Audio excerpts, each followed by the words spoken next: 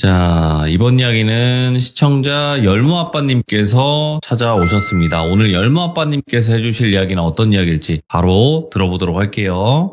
여보세요. 열무아빠님. 돌빈님 안녕하세요. 반갑습니다. 아유, 반갑습니다. 네. 자, 오늘 열무아빠님께서 또 어김없이 시들무를 방문을 해주셨는데요. 오늘 해주실 주제가 너무나 궁금합니다. 오늘은 네. 직업괴담이고요. 네. 이거 키워드를 정하자면은 몽키 스패너? 오? 몽키 스패너? 예. 우리 공구 중에 이게 몽키 알죠? 스패너 있잖아요. 네네. 예. 딱 키워드를 뽑자면은 몽키 스패너. 오, 알겠습니다. 그럼 도대체 어떤 이야기길래 몽키 스패너가 등장을 하는지 바로 출발을 하도록 하겠습니다. 렛츠가! 길이십니다. 열무아빠예요.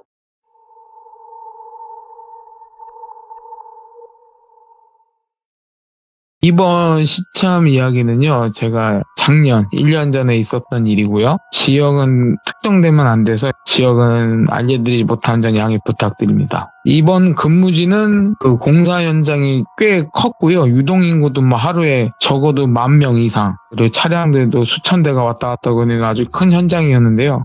그러다 보니 이게 현장에 출입하는 인부님들도 많아서 저희 업무가 뭐 진짜 예를 들어서 안전장비 착용했는지 아니면 휴대폰 카메라에 보안 스티커를 붙였는지 가방 안에 카메라를 들고 가는 건 아닌지 해서 가방 검사, 그다음에 자대 차량 검사, 엄청나게 그 업무가 많았었는데요. 그러다 보니 보안 직원들하고 현장 인부님들하고 트러블이 많았어요. 사소한 것 갖다가 뭐 규칙 위반으로 잡고 하다 보니 서로 감정의 골은 깊었어요. 그래가지고 폭언, 욕설은 기본이고요. 심지어 몸싸움, 패싸움까지 일어났었어요. 그러다 보니 저희 보안 직원들이 출퇴근을 하는 개인 차량에 기스 이런 건 기본이고요. 경유 차량인데 경유 차량에 휘발유를 넣어서 차를 폐차할 정도로 망가뜨리는 사건도 벌어졌고요. 그리고 약간 악질적인 건 본네트에 그 까나리 액젓 있잖아요.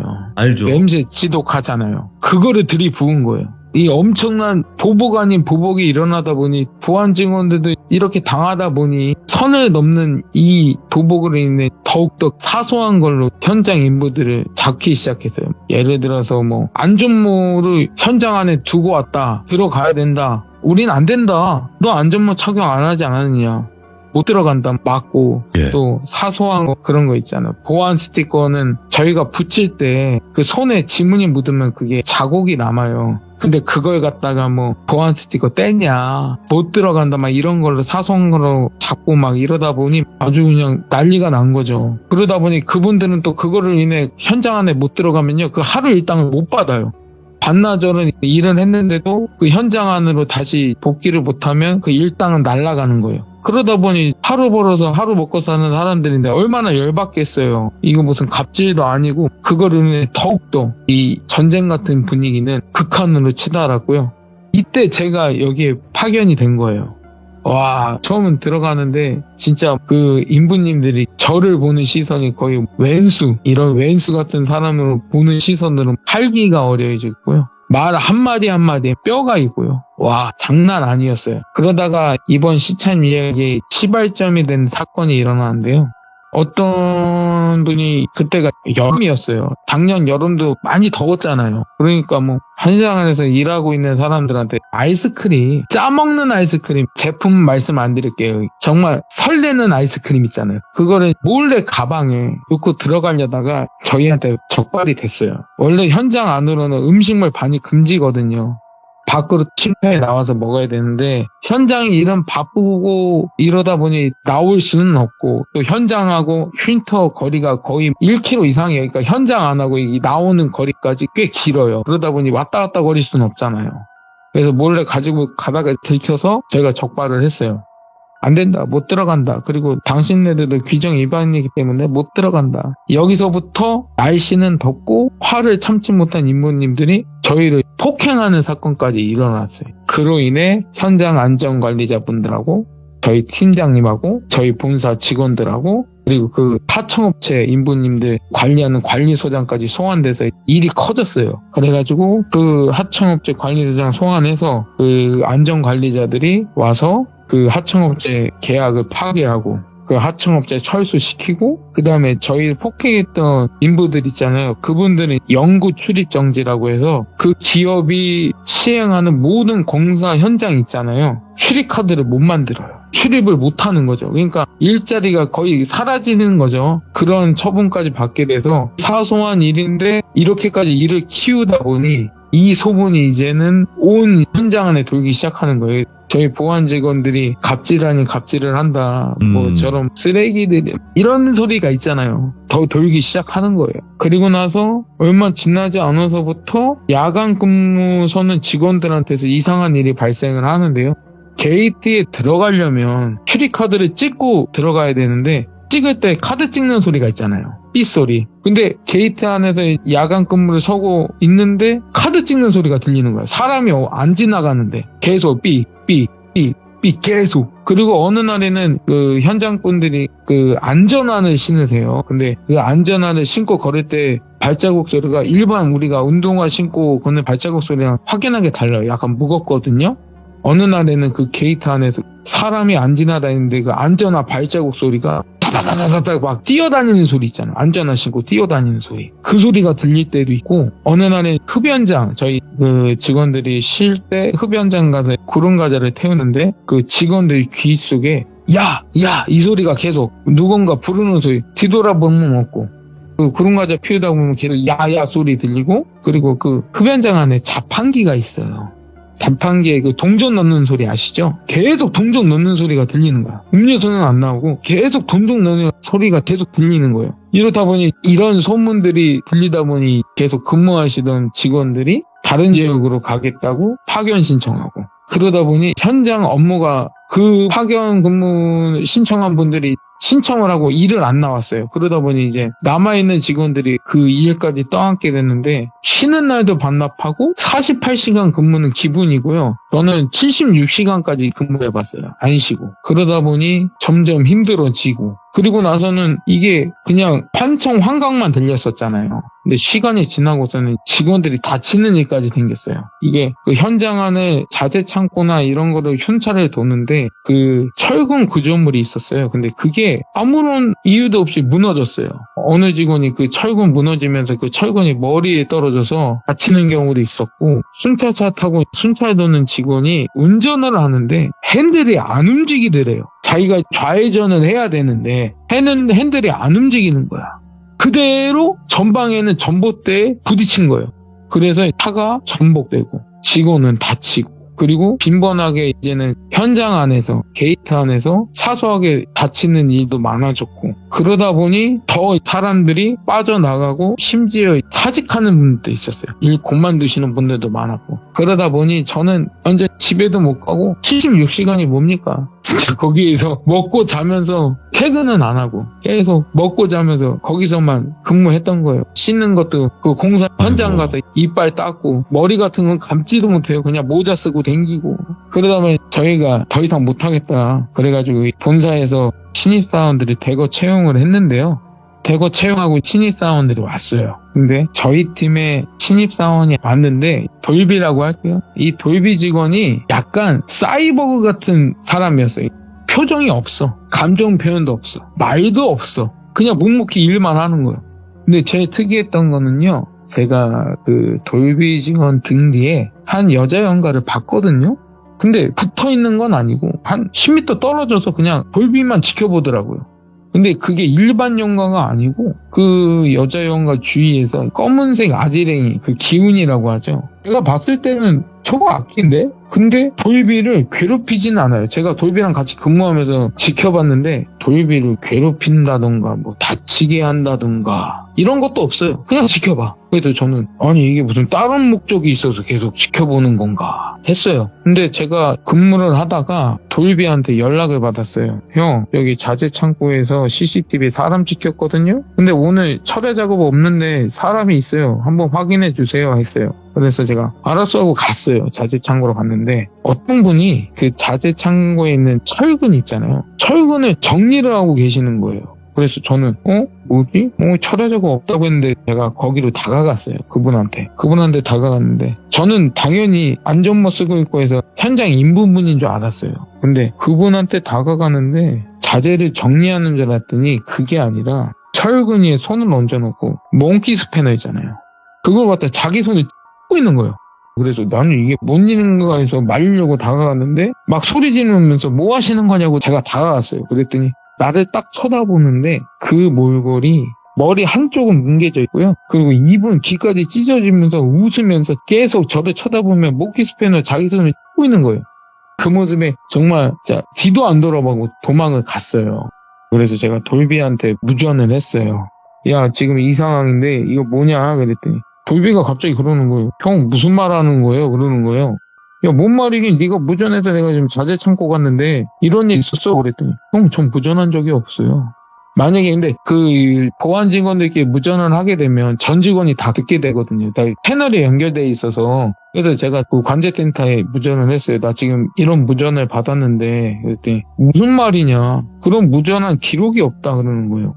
순간 멍했어요. 저는 분명히 돌비한테 무전을 듣고 자재 창고 가서 그 인부를 받고 그 인부는 그런 기괴한 행동을 했고 가만히 생각해보니까 이거는 돌비가 무전을 한 게 아니면은 자재 창고에 있던 저것이 나를 유인하려고 무전을 했던 건가? 그리고 그 모습을 봤을 때 저건 사람이 아니야. 귀신이 날 유인하려고 무전을 했다는 건가? 한순간 제가 홀렸던 건가? 라고 생각을 했어요. 근데 제가 생각했던 게 만약에 지금까지 일어났던 게 저 귀신 때문에 직원들이 다치고 뭐 했던 건가 해서 일단은 진정을 하고요. 다시 한번 자재 창고로 갔어요. 찾아야 되니까 저것이 원흉이잖아요. 갔는데 없어요. 없는데 그 몽키 스패너로 철근 두드리는 소리가 있어요. 딱딱딱. 그 소리만 들리는 거야. 나 약 올리듯이 나 찾아봐라 하는 건 줄 알고 계속 그 소리만 들리고 안 보여요. 그래서 저도 죽자 사자고 찾아다녔어요. 뭐 흡연장 어디 뭐 다 찾아다녔는데 없어요. 그래서 일단 복귀를 하고 다시 한번 돌비한테 물어봤어요. 야, 너 무전한 적 없냐 그랬더니 형, 너 그때 저기 사무실에서 보안일지 쓰고 있었다고. 나 형한테 무전한 적 없다고. 아, 그러냐고 알았다고 하면서 저는 계속 제 근무 때 계속 찾아다녔어요. 예. 근데 이것이 이번에는 스스로 모습을 나타내더라고요. 나타내면서 저를 약 올려요. 약 올리면서 자기가 들고 있던 몽키 스패너 있잖아요.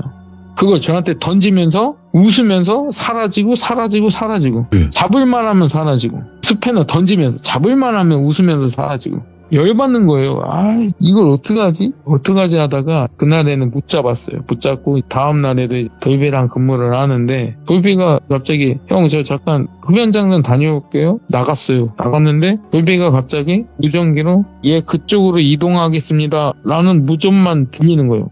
그러니까 어디로 이동한다는 소리도 없고 그냥 갑자기 저 그쪽으로 이동할게요 하고 무전을 끊는 거예요. 그래서 얘 어디 가는 거야? 그랬어요. 설마 어제도 제가 그런 일이 있었잖아요. 아, 설마 얘 또 그래서 허거지고 흡연장을 갔더니 없어요. 없고 나서 바로 현장 하나 들어가는데 자재 창고에도 없고 현장을 둘러봤는데 없는데 그 현장이 6층까지 올라가 있는 상태인데 그 보면은 저희가 인부들이 타는 엘리베이터가 있어요. 엘리베이터라기보다는 승강기 개념? 그런 게 있어요. 현장에서 타고 다니는 거. 근데 그거를 타려고 돌비가 거기 앞에 있더라고요. 근데 야간에는 철야 작업이 없으면 전기를 끊어놔요. 운행이 안 되는데 돌비가 타려고 대기하는데 6층에서 그게 내려오고 있는 거예요. 전기를 끊었는데 어떻게 내려오지? 그리고 쟤는 저걸 타고 어디로 가려는 거야? 그래서 돌비한테 달려갔어요. 너 어디 가냐 했더니 무전이 왔대요. 그 관제센터에서 지금 3층 현장에 예. 사람들이 작업하고 있다고. 지금 보고된 거 철야 작업도 없는데 지금 승인받지 않는 작업하고 있다. 올라가 봐라 했다는 거예요. 그래서 너 가만히 있어봐. 무전으로 하지 않고요. 제가 직접 전화로 물어봤어요. 전화해서 CCTV 찍힌 거 있어요? 그랬더니 뭔 소리냐고. 무전했다면서요. 무전한 적 없다고. 알았다고. 우리가 착각한 것 같다고. 알았다고. 끊었어요. 끊고 나서 돌비한테 야, 무전한 적 없대. 응? 아닌데? 그러더니 저랑 같이 있을 때 무전이 들리는 거예요. 또 전화 통화를 했는데 3층에 사람이 있다. 가봐라. 계속. 엘리베이터는 내려와서 1층에 딱 도착해서 문은 열려 있고 그래서 일단 형 그래도 한번 가봐야 될 것 같은데요. 그래서 같이 가자고. 오케이, 같이 가자고. 3층에 갔어요. 산중에 도착해서 그 승강기에서 내려서 그 작업 현장으로 가봤는데 당연히 없죠. 근데 그 몽키 스패너 소리 있잖아요. 이게 벽을 두드리는 소리가 딱 소리가 들리는데 그때 갑자기 그 현장 그 철근 뒤쪽 벽 쪽에서 스패너 연가가 나타난 거야. 나타나서 웃으면서 또 자기 손을 꾸이는 거예요. 웃으면서. 그런데 그때 당시에 항상 지켜보던 그 돌비 뒤에 있다던 제가 연가 있다고 그랬잖아요. 연가가 갑자기 소리를 지르면서 그 스패너 연가한테 달려들더라고요. 그냥 가만히 지켜보고만 있었어요. 이때까지 뭐 괴롭히지도 않고 다른 액션을 취하지도 않았는데 달려드는 거예요. 그러더니 맨손으로 있잖아요. 그 스패너 든 손을 찢고요. 그 맨손으로 그 웃고 있던 입을요. 그냥 완전히 찢었어요. 그러고 난 다음에 그 스패너 연가는 사라지더라고요. 그래서 저는 없어졌구나. 그러고 난 다음엔 또 그 연가는 아무 일 없다는 듯이 또 돌비 뒤에서 가만히 지켜보고만 있어요. 뭐지 이거는 무슨 상황이지? 아무튼 그래서 그 스패너 연가는 없어졌고 현장에는 아무것도 없으니 확인 다 했고 그냥 돌비랑 돌아갔어요. 근데 돌아가려고 승강기 앞에 딱 서는데 승강기가 꺼져 있는 거예요. 올라올 땐 타고 올라왔는데 그 계단으로 내려왔어요. 내려와서 초소로 복귀를 하는데 초소 안에 직원이 있었거든요. 직원이 저희가 들어왔는데도 고개를 푹 숙이고 있었어요.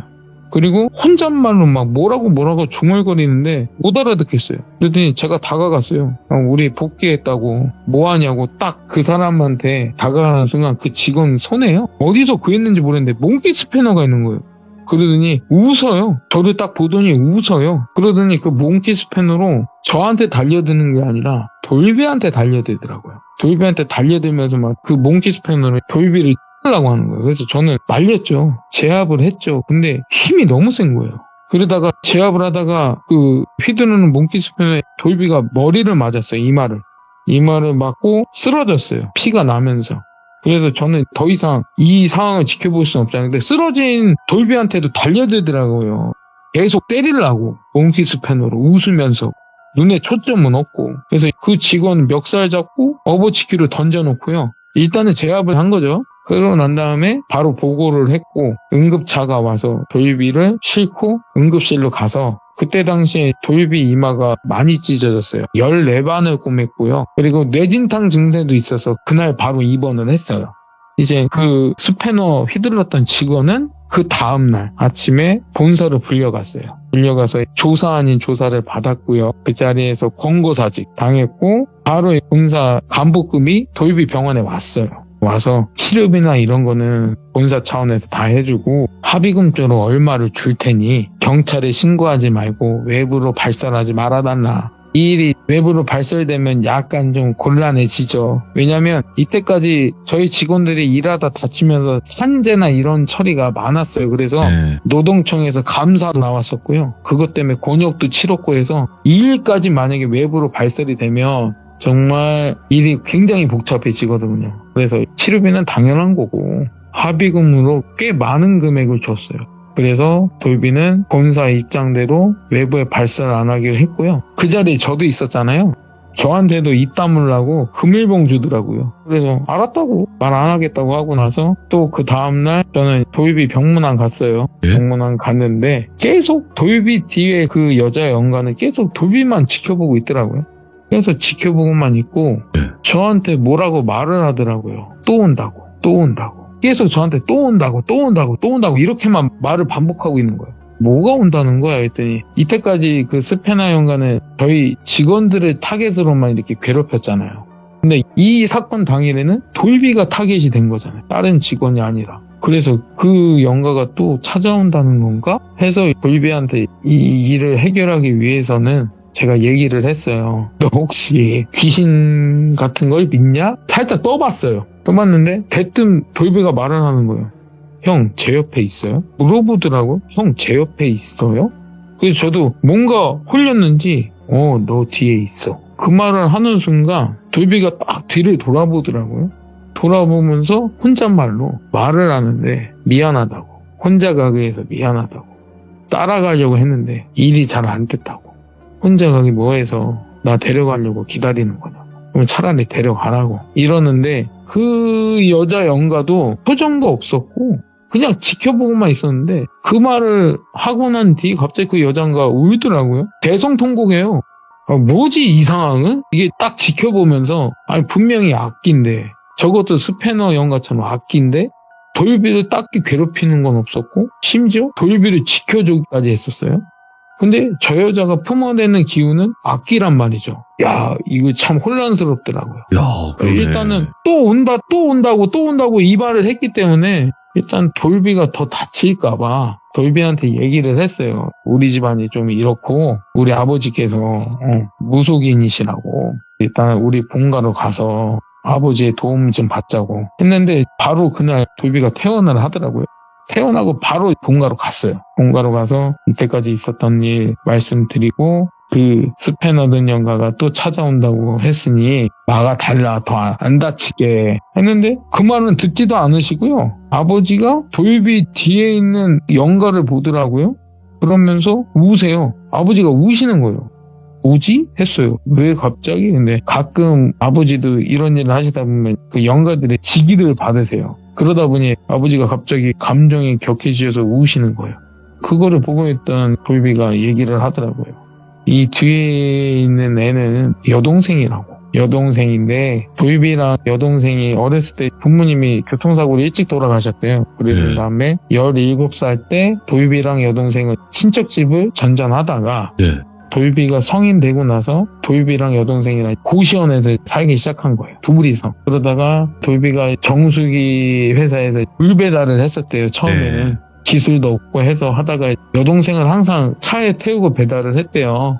그러다가 어느 날 화물 트럭하고 정면 추돌 사고가 있었어요. 그 사고 현장에서 여동생 분은 안타깝게 직사를 하셨고 돌비도 중환자실에서 있다가 2개월 만에 코마 상태에서 깨어났고 그리고 3년간 재활 치료를 하면서 다행히 일상생활을 할 수 있게 되고 근데 그때서부터 돌비가 얘기를 하더라고요. 극단적인 선택을 굉장히 많이 시도했대요. 여동생을 따라가려고. 자기 딴에는 세상에 둘밖에 없었잖아요. 그러다 보니 따라가냐고. 근데 아버지가 거기서 말씀하시는 거예요. 야, 너 때문에 지금 저런 상태라고. 그 말인즉슨 이게 사람이 약해졌을 때 그리고 그딴 선택을 했을 때 보면은 그 틈을 노리고 찾아오는 잡기들이 있잖아요. 그러다 보니 여동생이 어떻게든 오빠는 지켜야 되겠고 하다 보니 그 잡기들을 해치우면서 점점 그 기운이 흡수되면서 자기도 모르게 그 악한 기운을 뿜어대는 악기가 된 거죠. 원치 않게 돌비 때문에. 그런데 너는 계속 죽으려고만 하고 지금도 현재 네 마음은 그 생각밖에 없는 거 아니냐면서 아버지가 돌비를 때리시더라고요. 쓸데없는 생각한다고. 야, 네 동생은 저렇게 너 때문에 천도도 못하고 너 지키려고 지금 이승해서 저러고 있는데 뭐하냐고. 그러더니 또 하필 그날에 있잖아요. 거기 저번 시점 때 자두 할아버지라고 말씀드렸잖아요. 40년 전에 탈북하셨고 이북에 계셨을 때 무속이신이었고 그분이 그날 하필 아버지랑 같이 계셨어요. 저희 집에 와 계시더라고요. 그 말을 듣고 있다가 할아버지께서 일단은 저희 아버지한테는 여동생을 위한 천도제 하고 나머지 일은 자기가 해결하겠다고. 근데 저도 그 전에 봤던 게 있잖아요. 자드한테 씌었던 악기를 퇴마했던 그 자두 할아버지의 모습. 약간 그거를 봤기 때문에 충분히 가능하시겠구나. 그래서 저는 자두 할아버지를 모시고 현장에 갔어요. 일단은 현장은 보셔야겠대요. 그 시기를 찾으려면 현장에 가서 흡연장, 화장실, 주차장, 그 다음에 자재 창고, 그 다음에 저희 출입 게이트 다 돌아다니시면서요. 그 안전화 있잖아요. 안전화를 찾아내셨어요. 근데 그 안전화에 뭐가 들어있느냐? 부적하고 검은실 그게 들어있는 거예요. 그리고 난 다음에 그 안전화는 원래 회사 로고 같은 게 없는데요. 회사에서 만약에 비품을 주면은 회사 로고가 회사가 단체로 주문을 해서 그 회사 로고가 새겨져 있어요. 그 안전화에 다행히 로고가 있더라고요. 범인이 누구인지는 알게 된 거죠. 바로 팀장님한테 연락했어요. 와보시라고. 와서 그 현장을 보여드렸어요. 그 안전화하고 부적하고 검은실하고 봐보라고. 얘네 회사, 얘네 때문에 지금 우리가 이런 꼴을 당하는 거라고. 이 회사는 당연히 그 전에 그 직원들하고 몸싸움을 통해서 쫓겨났던 그 하청업체, 그 업체였어요. 당연하게. 그 다음에 그거는 본사한테 따로 보고가 들어갔고 저희는 그 안전화랑 부적이랑 검은실을 챙겨서 다시 본가로 갔어요. 본가로 가서 아버지한테 보여드리며 그 아버지는 그거를 한데 모아놓으시고 방울을 막 흔들기 시작하셨어요. 방울을 흔드시면서 그 스패너 연가를 불러내시는 거죠. 근데 계속 방울을 흔들다가 보니 돌비가 소리를 지르는 거예요. 왜 그러지? 하는데 돌비 등 뒤쪽에서요. 그 연가가 스멀스멀 나타나는 거예요. 뭐지? 붙어있었나? 아닌데? 여자 연가가 여동생이 있었는데 어떻게 붙어있었지? 아무튼 그거는 둘째 치고 나타나고 바로 법사님들이랑 하시는 분들이 장구를 치시면서 자연스럽게 구판이 벌려지고 자두 할아버지는 저번 시찬 때처럼 춤을 추기 시작하시더라고요. 그런데 춤을 계속 추시는데 몽키 스패너 연가 그 연가가 자두 할아버지한테 달려들더라고요. 마지막까지 발악하면서. 근데 할아버지는 어느 순간 무아지경에 빠지신 거예요. 계속 춤을 추시는데 시간이 지나고 보니 몽키 스패너 그 연가가 약간 연기로 변하면서 없어지더라고요. 없어지고 바로 그 자리에서 아버지가 안전화랑 부적이나 검은실에 기름 부으시면서 바로 불태우시고 거기서 그 몽키 스패너 연가는 일이 끝이고 그 다음에 마지막으로 돌비 여동생이 원래는 그런 연가가 아니었지만 악기로 변했잖아요. 업이 쌓인 거죠. 그럼에도 불구하고 아버지는 천도를 시키기 위해 천도대를 지내셨어요. 굉장히 열심히. 그리고 아버지가 돌비 여동생의 그 옷을 마련하셨고 그 옷을 태우면서 여동생은 그 옷을 입고 마지막으로 돌비를 안아주고 하늘을 올라갔어요. 무사히. 그 후에 아버지가 다시 돌비를 부르시고 다시 한 번만 더 쓸데없는 생각하면은 내가 찾아가서 죽인다고. 응원 아닌 협박을 하시고 저랑 돌비는 다시 복귀를 했고요. 그리고 그런 짓을 한 그 하청업체 있잖아요. 그 업체는 그 기업이 시행하는 모든 공사 또는 그 기업과 연관되어 있는 현장 그 하청업체는 절대 못 들어오게 손을 써놨고 저희들도 그 하청업체에 속해 있던 그 인부들 있잖아요. 아직 그 현장에 남아 있었어요. 몇몇은. 약간 쫌생이처럼 보일 수 있겠지만 약간 보복을 했죠. 이때까지 당한 게 있기 때문에. 그러면서 그런 일을 다 마무리하고 그 이후서부터는 몽키 스패너 연가나 뭐 직원들이 다치거나 그런 일은 없었어요. 다행히. 근데 제가 이번 현장에서 겪으면서 보복 아닌 보복이 또 다른 보복을 낳는다. 이게 감정의 골이 깊어지다 보니 보복을 하면서 이게 보복이 선을 넘으면서 이런 사람을 다치게 하고 이런 저주까지 비방까지 이게 난무하는 이런 보복이 사소한 보복이 거의 사람 목숨까지 노린 보복이 된 거죠. 근데 제가 현장을 일해보면서 인부님들이 느끼기에는 저희가 이제 보안 검색이나 이런 거 할 때 보면은 딱 지적하거나 그럴 때 보면은 그 인부님들은 저희가 갑질한다고 생각할 수도 있고 저희는 저희 일을 하는 건데 그 인부님들이 협조 안 하면은 서로 기분이 나쁘니까 트러블이 당연히 생기고 하다 보니 유도리 있게 넘어갈 수 있는 일도 이렇게 사소한 일도 크게 벌려서 보복하게 되고 정말 이게 사람들이 일하면서 감정의 골이 격해지다 보니 이 보복이라는 게 참 무섭죠. 엄청나게 엄청나게 무섭더라고요. 그래서 저는 끊어야 돼. 저 그 이후서부터는요 절대 안 해요. 제가 당해도 그러니까 저도 몇 번 당했거든요. 그 아까 말씀드렸잖아요. 그 본네트 까나리 액젓 누가 부었다고. 그거 제가 당한 거예요. 그래서. 아이고. 그런데도 앞으로 제가 요즘에는 일하면서 그런 일이 있긴 있어요. 뭐 보복 당할 때도 있고 차가 기스날 때도 있고 한데 이런 일 겪으면서 저는 그냥 넘어가기로 했어요. 얼마나 원망이 많으면 이렇게까지 하려나. 그치. 정말 이번 현장에서는 정말 일이 너무 많았어요. 사람 다치는 일도 있었고, 그죠. 제 차가 폐차되는 일도 있었고, 제 차가 정말 진짜 그 뽑은 지 얼마 안 됐거든요. 정말 안타까웠습니다. 뭐 직원들이 다치는 것도 안타까웠고 돌비 사정도 안타까웠지만 제 차가 너무 안타까웠습니다. 아이고 오늘 열마아빠님께서 또 복수를 낳는다고 계속 반복되는 맞아요. 키워드를 그렇게 전했어야 돼요. 복수는 계속, 복수를 낳는다. 계속 반복되는데 오늘 그 이야기를 또 잘 풀어서 이야기를 들려주셔서 너무 감사드리고 열무아빠님의 이야기를 너무나 잘 듣고 있는 저와 또 시청자분들을 위해서 앞으로 또 많은 이야기들 들려주시길 바라겠습니다. 감사해요. 예, 감사합니다. 네. 자, 여러분들 안녕하십니까. 이번 이야기 시청자 열무아빠님께서 시들무에 찾아와 주셨습니다. 그리고 일단은 중요한 것은요. 제가 눈병이 좀 많이 심하게 걸렸습니다. 그래서 선글라스를 끼고 건방지게 방송을 진행하는 점은 양해 부탁드리도록 하겠습니다. 자, 그러면 바로 출발을 해보도록 할게요.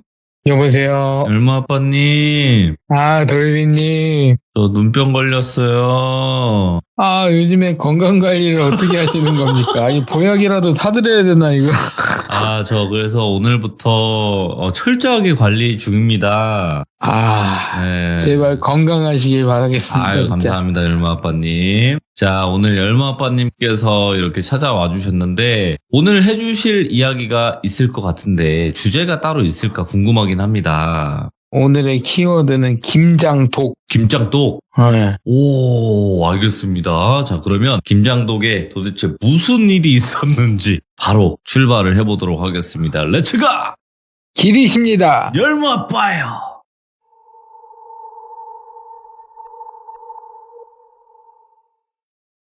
제가 김장 준비하면서 2년 전에 있었던 일이, 저희는 외가 쪽에서 김장을 하는데, 김장하는 날에 외삼촌네에서 김장을 하기 때문에, 그때는 원래 아버지도 같이 가시는데, 그 아버지가 그때 좀 몸이 편찮으셔서 저하고 와이프하고 엄마하고 열무하고 이 4명이서 갔는데, 보통 저희가 김장을 거의 한 600포기를 해요.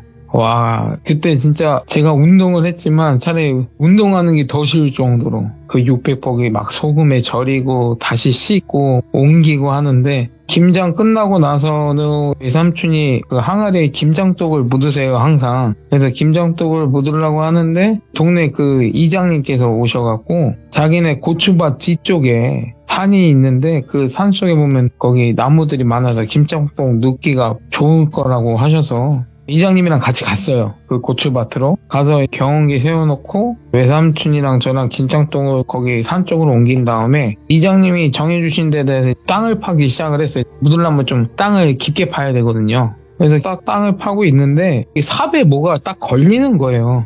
삽으로 툭툭 쳐보니까 돌은 아닌 것 같아. 그래서 일단 그 주위를 파갖고 그걸 꺼냈거든요, 삽에 걸린 거를. 근데 보면 이게 나무 괴짝이라고 해서 예전에 사과나 이런 거 나무 괴짝에 이렇게 담는 그 괴짝이 있잖아요. 그러니까 나무로 된 박스라고 생각하시면 돼요. 그게 딱 나오는 거예요. 근데 그 안에 그 망치 가방이라고 해서 끼다란 가방 있잖아요. 저는 그 망치 가방이라고 불리는데 그 괴짝 안에 망치 가방이 딱 들어있는 거예요. 그래서 뭐야 해서 꺼내놨어요. 꺼내놨는데 이장님이 오시더니 괴짝을 뜯으세요. 뜯고 가방을 꺼낸 다음에 싹 여세요. 열었는데 아직도 지금 그걸 기억하면 약간 소름 돋아요. 그 안에 뭐가 있었냐면 백골 아시죠? 순간 영화에서 보면 불포탄 그 백골이 있는데 영화에서 보면 소리 지르고 그러잖아요. 그걸 처음에 딱 봤을 때는 사람들이 모두 얼어요. 움직이질 못하고 아무 생각도 안 들고 그냥 정지화면처럼 얼었다가 순간 옆에서 이장님이 소리를 지르시는 거야. 그래서 순간 정신이 돌아와서 바로 핸드폰 꺼내서 경찰에 신고를 했어요. 지금 여기 어디 마을인데 이쪽에서 이게 발견이 됐다. 그래가지고 경찰이 와서 폴리스 라인 치고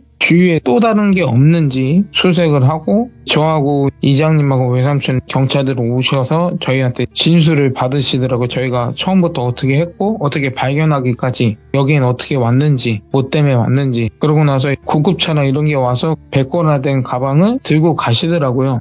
그러고 난 다음에 저희는 다시 외삼촌네로 복귀를 했고 그 다음날 경찰서에서 저희를 부르더라고요. 또다시 부르셔서 갔어요. 갔더니 다시 조서를 꾸미시는데 있었던 일을 똑같이 말씀드리고 형사분께서 말씀하시기를 이게 7세에서 9세 사이 가량의 아이의 백골이래요. 자기네들이 감식을 해봤더니 근데 뭐 특별한 외상은 없고 근데 이게 지금 실종자 아동 데이터에 비교를 해봐도 일치하는 게 없고 해서 이게 조금 사건이 오래 걸릴 것 같다 하시더라고요. 그리고 폴리스 라인 친 데는 당분간은 출입을 하지 마셔라.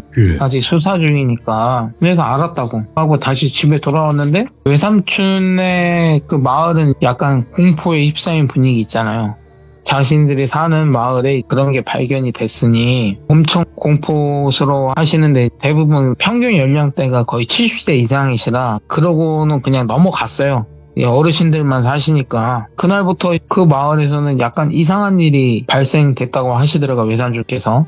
예. 외삼촌이 말씀하시기를 저희가 경찰서 다녀온 날 그날 밤부터 고라니 우는 소리 아시죠? 소리 약간 꽥꽥 지르는 듯한 그 고라니 소리. 밤에 갑자기 그 소리가 들리는데 일반적으로 고라니가 내는 울음소리가 아니라 이 고라니가 뭔가 공격당해서 막 공포에 질린 듯한 그 울음소리? 아무튼 그런 울음소리가 들렸다가 다음날 이제 마을 사람들이 이장님한테 왔나 봐요. 그래서 이장님이 외삼촌하고 같이 그 개짝이 발견될 때를 갔는데 고라니 4마리가 죽어 있었대요. 그 마을 그 고추밭 근처에 그 또랑에. 근데 피 흘린 데가 없어. 외상이 없어. 그냥 몸이 굳어서 사체로 발견이 된 거예요. 근데 외삼촌은 어젯밤에 그 소리를 들으셨잖아요. 그래서 이상하다 하고 난 다음에 그 다음 날에는 뭐냐면 그때 김장철이라 가을 추수가 다 끝나고 정리할 시기라 마을 분들도 농사를 마무리 지으려고 바삐 움직이시는데 그 고추밭 가시는 길에 그쪽에 또 멧돼지가 죽어 있었다고 하더라고요. 외삼촌이 말로는 멧돼지가 한 4마리가 죽어 있었는데 이 고라니처럼 똑같아. 외상은 없어. 피도 흘린 적이 없어. 그냥 굳어서 죽어 있는 거예요. 이상하잖아요. 2번이나. 그래서 이장님께서 신고를 했어요. 지금 계속 동물들의 사체가 나오고 하니 처리해달라. 그러면 이제 저희 군청에서 나오세요. 사람이 동물 사체를 처리하시려고 오셔서 동물 사체를 수습을 하시고 가셨는데 시간이 지나서는 동물 사체는 안 나왔어요. 안 나왔는데 이제 마을에서 탄 냄새가 나기 시작했다고 하시더라고요. 탄 냄새. 근데 시골에서는 요즘은 이게 쓰레기 태우는 거는 그러다 모든 게 불법이잖아요. 산불도 많이 났었고 하지만 암암리에 시골에서는 아직까지도 쓰레기를 태우세요. 그래서 외삼촌이 누가 쓰레기 태우나 했더니 아무도 쓰레기를 태우지 않아. 근데 온 마을에 탄 냄새가 나는 거예요. 이상하게. 그래서 그 탄 냄새가 나면 또 이상하다 생각하시고 그날 밤이 됐는데 밤에 불 끄고 주무시는데 바깥에서 누가 살려주세요 살려주세요 그랬대요. 어린아이 목소리인 것 같았대요. 외삼촌은 자기가 들으시기로는 살려주세요 살려주세요. 근데 계속 몇 날 며칠 그 소리가 들리니까 참다가 외삼촌이 바로 나가보셨대요. 나가보셨는데 그 대문 앞에 그 키가 작은 어린아이, 뭐 남자인지 여자인지 모르겠지만 그 어린아이 정도의 키에 어떤 어린아이가 자기 문 앞을 쳐다보고 있었대요. 그러고 난 다음에 싹 없어지더래요. 그러고 나서 그거를 외삼촌만 목격한 게 아니라 마을 어르신들도 목격하고 이장님도 목격하고 이러다 보니 이제 마을은 점점 공포에 휩싸이는 거죠. 그리고 마을 사람들은 이장님한테 와서 하소연을 하는 거죠. 나 무서워서 4명이 못 살겠다.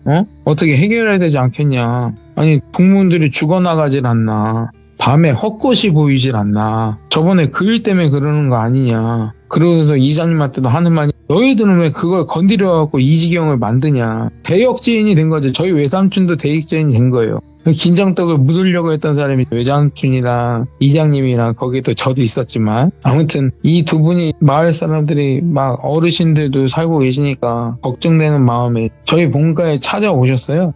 찾아오셔서 아버지한테 부탁 좀 드리려고. 어차피 외삼촌도 저희 아버지가 무속일을 하시는 걸 아시기 때문에 그래서 아버지한테 찾아오셔서 부탁하려고 오셨는데 이제 아버지가 이장님하고 외삼촌을 딱 보는 순간 소리를 지르셨어요.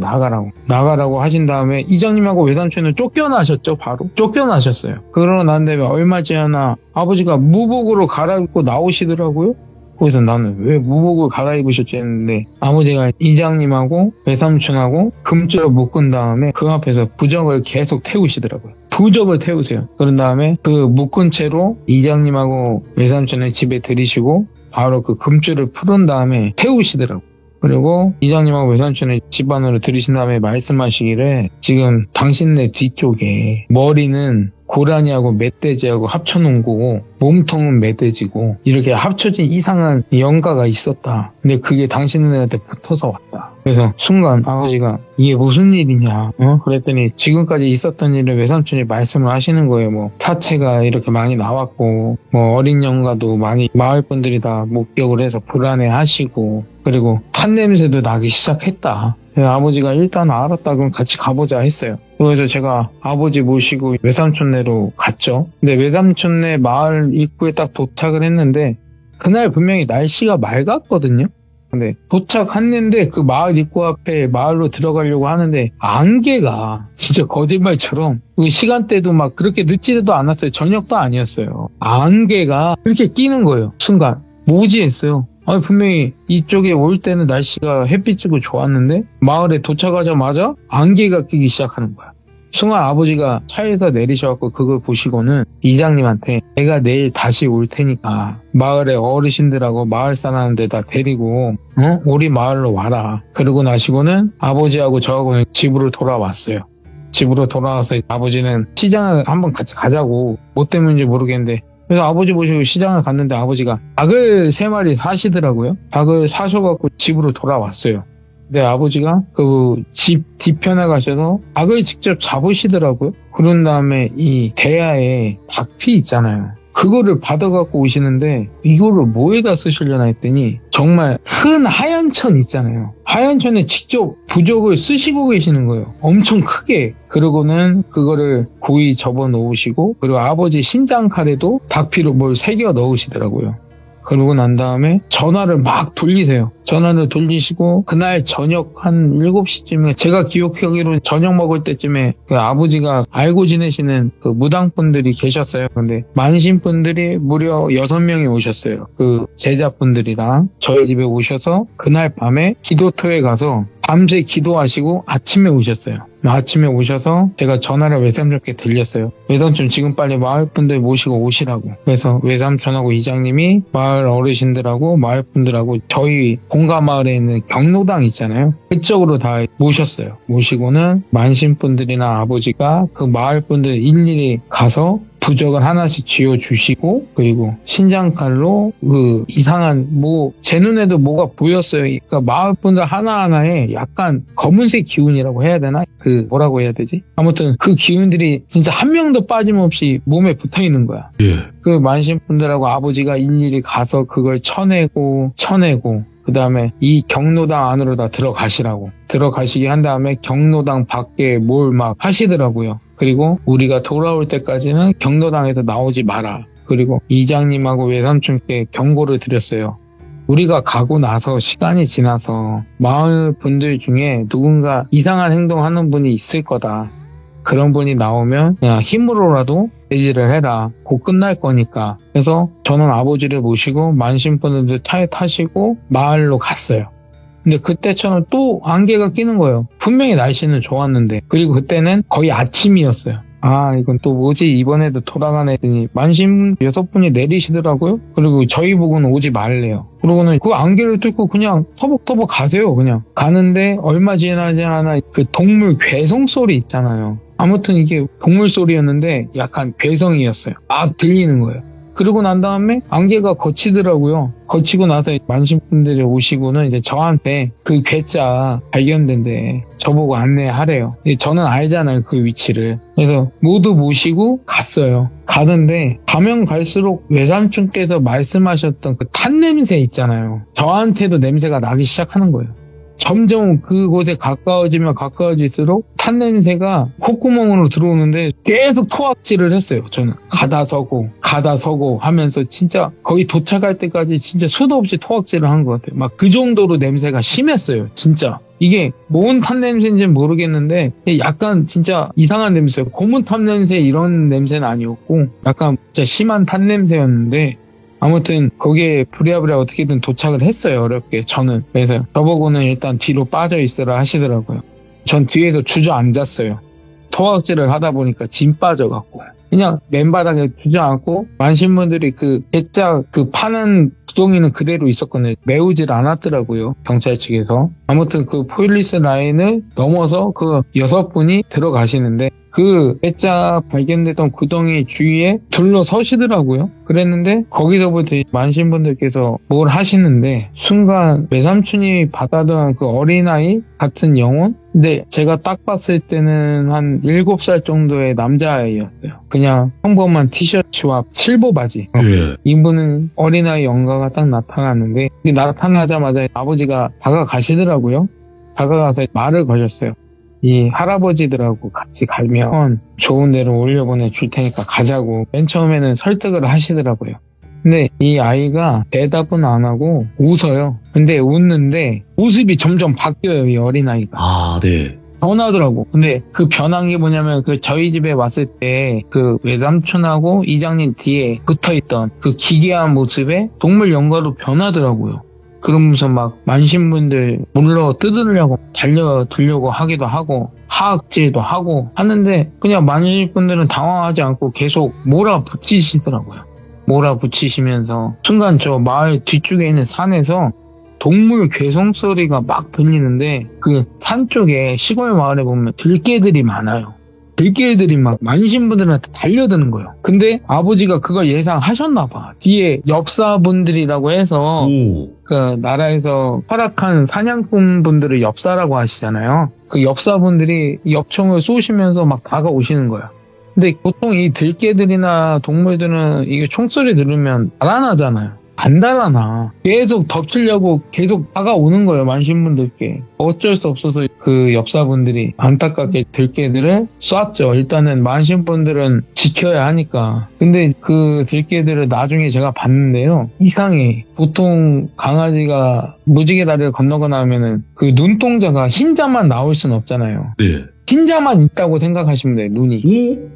그러니까 그 들개들이 흰자만 있었어. 나중에 그 엽사분들이 그 모든 일이 끝나고 동물 사체를 처리하는데 저희가 봤잖아요. 눈이 다 흰자만 있었어, 강아지들이. 안타깝게. 그러면서 일단은 엽사분들이 어떻게든 그 들개들을 처리해 주시고 마지막으로 아버지가 한 번만 더 물었어요. 안 갈 거냐 했더니 그 어린아이가 웃으면서 살려주세요. 살려주세요. 계속 이 소리만 하는 거야. 웃으면서 살려주세요.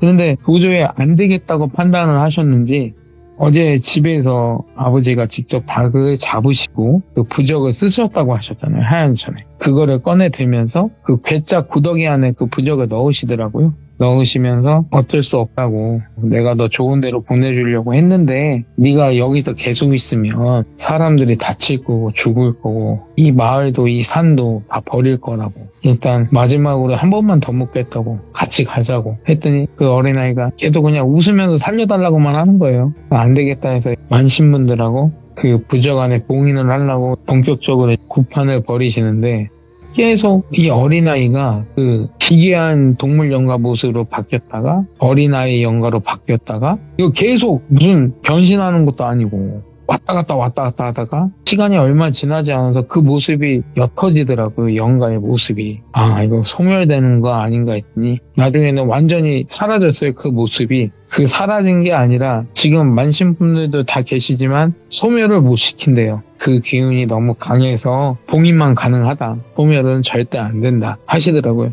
어찌됐든 간에 만신분들하고 봉인을 하시고 그 천을 갖고 그 예전에 제 시참에 등장했던 저희 작은아버지가 배를 타신다고 하셨잖아요. 그 자연인 그분한테 갔어요. 그 바닷가에 가서 그 천을 다시 항아리에 넣고 다시 구슬하시면서 봉인을 다시 하시더라고요. 그 자리에서 한 다음에 저희 작은아버지한테 사람이 안 사는 무인도 아는 데 있냐 했더니 있대요. 사람도 안 살고 어부들도 안 가고 아예 발길이 끊긴 데가 있대요. 그거는 제가 지역이 특정될 수도 있으니까 말씀은 안 드릴게요. 아무튼 섬이 있대요. 그쪽으로 가자. 그래서 이제 만신분들 모시고 아버지하고 저하고 작은아버지가 오고 배 타고 갔어요. 가서 그 섬에 도착을 했는데 이제 배 대기도 힘들었어요. 왜냐면 선착장 자체도 없고 무인도다 보니 그래서 어렵게 일단은 그 섬 뒤편으로 해서 배에서 내렸어요. 그다음에 그 항아리도 내려서 그 만신분들하고 아버지하고 저하고 아버지가 그 항아리를 같이 들고 그 섬 꼭대기에 가서 제가 땅을 다시 팠어요. 땅을 파서 거기 봉인된 항아리를 넣고 다시 땅으로 덮고 거기서 다시 만신분들이 봉인 의식을 하시더라고요. 하시고 나서 모든 게 끝났고 마을로 돌아갔어요. 돌아가서 경로당에 딱 도착을 했는데 외삼촌하고 이장님께서 완전 진이 빠진 상태로 막 나뒹굴고 계시는 거예요. 제가 그랬어요. 외삼촌 왜 그러시냐고 했더니 우리가 떠나자마자 얼마 지나지 않아서 어떤 할아버지, 할머니 가릴 것 없이 모든 분들이 한 번씩 발작을 했대요. 막 뛰쳐나가려고 하고 누구는 동물 흉내 내면서 네 발로 기는 분도 있었고 그 경로당 안에서 우리가 가고 나서부터 근데 그거 말리느라 아주 진이 빠지신 거죠. 그래서 아버지는 다행히 원흉을 찾아서 없애긴 했으니 뭐 사시는데 아무 지장이 없을 거고 여러 가지 주의사항을 알려줬는데 그땐 제가 잘 못 들었어요. 기억은 안 나는데 아이고. 아무튼 그러고 나서 이제 모든 일이 끝나고 아버지한테 여쭤봤어요. 아버지 그 영가 정체 아시냐고. 근데 아버지가 그거를 준비하시면서 화경을 보셨는데 이 아이가 부모님한테 버림을 받고요. 이 어린 아이가 버림을 받고 잘 데가 없었던 거야. 없었는데 때마침 그 동네에 철거촌이 있어서 그 철거될 건물에 들어가서 잠을 잤대, 그 어린 아이가. 잤는데 이제 그 철거가 시작되면서 그 철거하는 용역들이 그 어린아이가 있는 줄 모르잖아요. 모르면서 철거를 시작한 거야. 근데 건물을 부수다 보니까 순간 어린아이가 발견이 됐는데 이미 늦은 거죠. 이제 안타깝게 그 무너진 건물로 인해서 아이는 목숨이 잃었고, 그 철거하는 업체는 이게 소문이 나면 이제 철거 자체가 중단이 되잖아요. 어찌됐든 간에 그 사람이 사망하는 사건이니까 그거를 또 숨기려고 그 망치 가방이라고 거기다 아이를 넣은 거야. 넣고 괴짝에다가 다시 넣고 우리 외삼촌 마을까지 온 거죠. 오고 그냥 산 쪽에다가 아무데나 그냥 묻고 간 거예요. 그 아이를 묻고 가다 보니까 또 그 사이에 얘도 시간이 흘러서 이제 저희가 그거를 꺼내게 됐죠. 근데 꺼내게 되면서부터 이 아이가 억울하게 죽고 막 이런 게 쌓이다 보니까 원한이 얼마나 강했을 거예요. 아버지가 만약에 우리가 가지 않았으면 그 원한으로 인해 마을 사람들이나 아무튼 이 마을 근처가 모두 초토화 됐을 거다. 모두 죽었을 거다. 그만큼 강했고 소멸도 못 시킬 정도로 그 기운은 어마어마했다. 하나의 신 같은 기운이었고 아버지도 만신분들도 감당해내지 못했을 거다. 라고 말씀을 하시더라고. 아무튼 이 얘기를 들으면서 한편으로는 이게 김정동 묻으려다가 이상한 걸 찾아서 이런 일이 벌어졌지만 그 아버지 말씀 듣고 나니 저도 열무를 키우는 입장이잖아요. 애 아빠잖아요. 근데 이 어린아이가 한편으로는 무서웠지만 한편으로는 안타깝잖아요. 부모님한테도 어린까지 받았고 근데 자기가 잘 곳이 없어서 그냥 아무 건물에나 가서 이제 잠만 자려고 했는데 안타깝게 건물 더미에 목숨이 잃었고 그것도 제대로 처리도 안 하고 그냥 산속에 버린 거나 마찬가지예요. 안타깝더라고요.